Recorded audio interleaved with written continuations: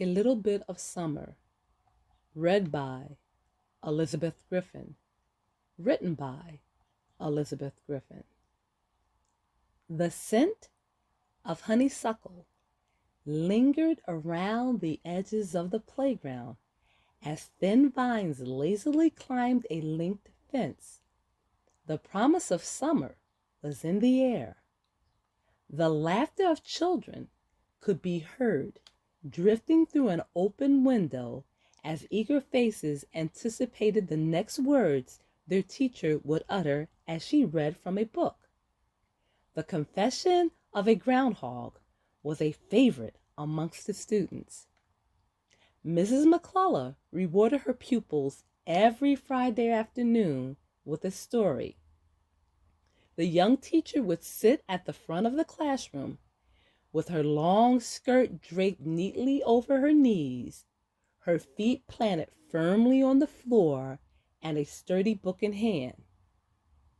"I've been predicting the arrival of spring for years," read the 26-year-old teacher in a voice that mimicked the whining sound of an animal, a groundhog, as he talked to the birds flying above his head.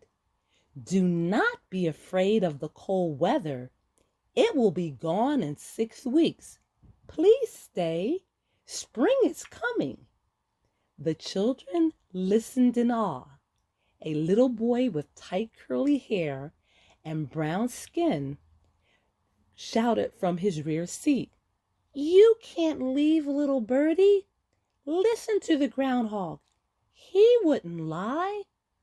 Several other students voiced their concerns for the frightened birds that were considering the long flight to a warmer climate. "You've been in this world for a very long time. You should be used to the snow and the blizzard. Just stay a little longer." "Yes," agreed Mr. Algiers, who'd been standing quietly in the doorway that connected his classroom to the neighboring one. "The birdies can't leave now," he declared with a twinkle in his eye. Mrs. McCullough looked away from the faces of her students and glanced in the direction of the Latin teacher.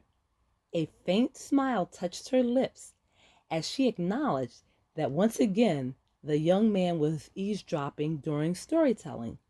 He had a habit of drifting into her classroom and finding a seat somewhere behind the students.